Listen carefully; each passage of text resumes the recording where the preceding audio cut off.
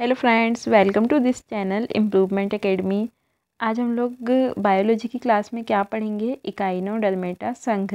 हम लोग ने अभी क्या क्या पढ़ लिए हैं? मोलास्का संघ पढ़ लिए हैं, एनेलिडा संघ पढ़ लिए हैं, आर्थ्रोपोडा पढ़ लिए हैं और इसके अलावा हमारा मोनेरा हो गया है, प्रोटिस्टा हो गया है।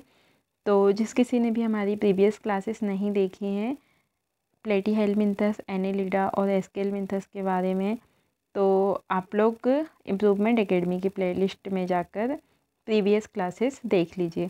तो अभी हम लोग स्टार्ट कर रहे हैं इकाइनोडर्मेटा संघ। Okay,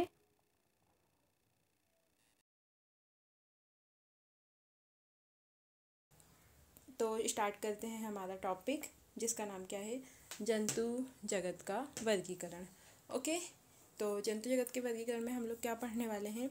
Echinodermata. इकाइनोडर्मेटा। अब इकाइनोडर्मेटा एक संघ का नाम है। इस संघ का नामकरण किसने किया था? किस वैज्ञानिक ने? जैकब क्लीन ने। ओके, जैकब क्लीन ने इसका नामकरण किया था। ये जो वर्ड है इकाइनो, इसका मतलब होता है कांटेदार त्वचा। ओके, तो इस संघ के जंतुओं में कांटेदार त्वचा पाई जाती है। और यहाँ जो डर्मेटा लिखा है, तो डर्मेटा का मतलब होता है त्वचा। ओके, नेक्स्ट पॉइंट देखते हैं। इस संघ के सभी जंतु समुद्री होते हैं। ओके, जितने भी इकाइनोडर्मेटा हैं वो सब की सब कैसे होंगे? समुद्री होंगे। अब ये सीलोम युक्त जंतु होते हैं। ओके, मतलब इनकी देह गुहा में सीलोम होता है। ये सीलोम होता क्या है, ये हम लोग एक वीडियो इसका बना हुआ है, उस पर देखेंगे। ओके, एक दो दिन में वो वीडियो अपलोड हो जाएगा सीलोम वाला, उससे आप लोग समझ लेना कि सीलोम होता क्या है। अभी इसे हम कंटिन्यू करते हैं। तो अगला पॉइंट है हमारा, इनकी त्वचा के ऊपर कांटे पाए जाते हैं। ओके, ये यहाँ पर हमने इस वर्ड्स की मीनिंग से समझ लिए हैं कि इस संघ में जितने भी जंतु आते हैं उनकी त्वचा के ऊपर कांटे पाए जाते हैं। ओके, अब ये कैसे कंकाल का निर्माण करते हैं? तो अंतः कंकाल का निर्माण करते हैं। ये क्वेश्चन डायरेक्ट फैक्ट वाले हैं, वन लाइन फैक्ट वाले क्वेश्चंस। तो आप लोग इसका स्क्रीनशॉट ले लीजिए और इससे रिलेटेड कोई भी क्वेश्चन अगर आपको पूछना है तो कमेंट बॉक्स पे टाइप करके लिखिए। ओके, तो फ्रेंड्स स्टार्ट करते हैं हम लोग आगे का हमारा टॉपिक, इकाइनोडर्मेटा के लक्षण और विशेषताएं। तो हम लोग ये पढ़ेंगे कि इनमें कौन कौन सा तंत्र विकसित होता है और कौन कौन सा अविकसित होता है। ओके, तो सबसे पहले देखते हैं पाचन तंत्र। तो इकाइनोडर्मेटा संघ के जंतुओं में पाचन तंत्र विकसित होता है। पाचन तंत्र विकसित होने का मतलब है पाचन से रिलेटेड जो भी शरीर में ऑर्गन्स पाए जाते हैं वो विकसित होते हैं। लेकिन एक इम्पोर्टेंट पॉइंट यहाँ पर ये है कि इनका उत्सर्जन तंत्र कम विकसित होता है। ओके, अब नेक्स्ट पॉइंट देखते हैं। इनमें हार्ट नहीं पाया जाता। इकाइनोडर्मेटा संघ के जंतुओं में हार्ट नहीं पाया जाता और ब्रेन भी नहीं पाया जाता। ओके, अब इनमें परिवहन तंत्र किस टाइप का होता है? परिवहन, या फिर इसे हम कह सकते हैं परिसंचरण तंत्र। परिसंचरण तंत्र का मतलब है शरीर में जो भी लिक्विड मटेरियल बहता है।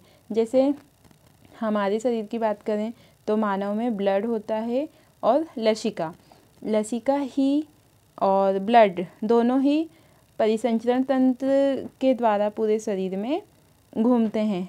तो जो इकाइनोडर्मेटा संघ के जीव जंतु होते हैं उनमें परिवहन तंत्र खुले प्रकार का होता है। अब खुला प्रकार और बंद प्रकार का परिवहन तंत्र क्या होता है, तो इसके लिए आपको हमारी प्रीवियस क्लास देखना पड़ेगा। ओके, परिवहन तंत्र खुले प्रकार का होता है। ये क्वेश्चन मोस्ट आईएमपी है कि इकाइनोडर्मेटा में परिवहन या परिसंचरण तंत्र किस प्रकार का होता है, तो खुले प्रकार का होता है। ओके, इसमें हीमल तंत्र होता है, मतलब जो परिसंचरण तंत्र होता है उसे हीमल तंत्र भी कहा जाता है। हीमल तंत्र। अब देखते हैं इसमें श्वसन कैसे होता है। अब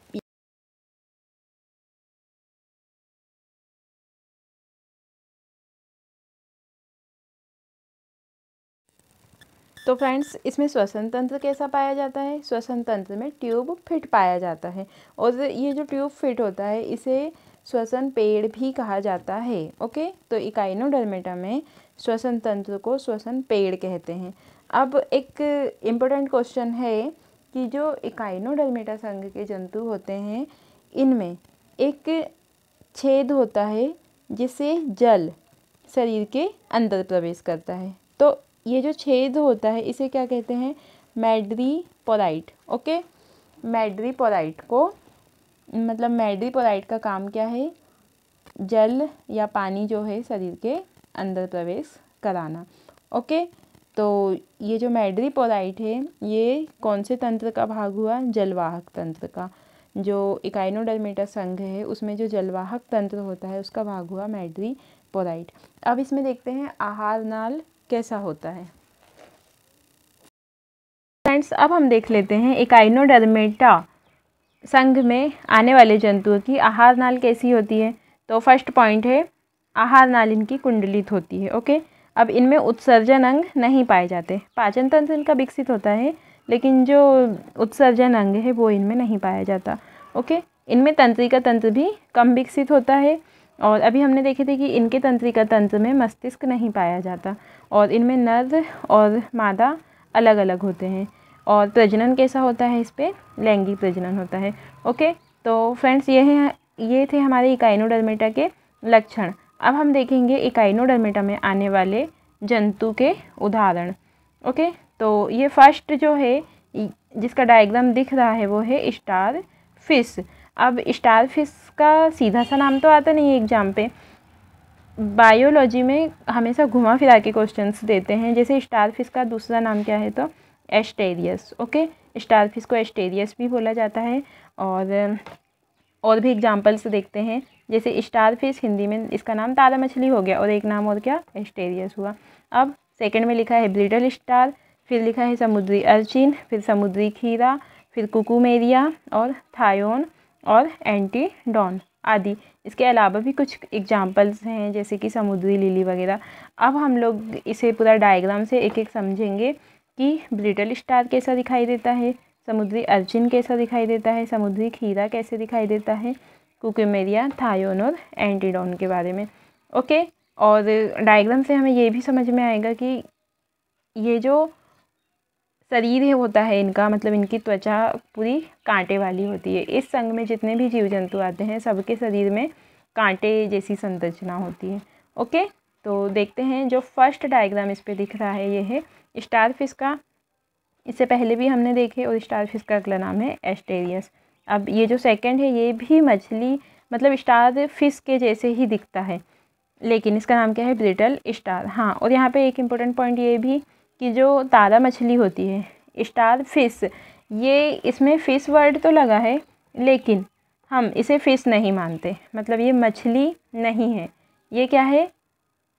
इकाइनोडर्मेटा का संघ में आने वाला एक जंतु। ओके, तो ये डायग्राम पे देखिए आप लोग, जो तारा मछली है उसे ही एस्टेरियस कहा जाता है। ओके, ये जो डायग्राम है ये ब्रिटल स्टार का है जो दिखने में तारा मछली के जैसे है। ओके, जो डायग्राम पे दिख रहा है ग्रीन कलर का इसका नाम क्या है? समुद्री खीरा। ओके, और जो ब्लू कलर का दिख रहा है समुद्री लिली का डायग्राम है। ओके, ब्लू वाला।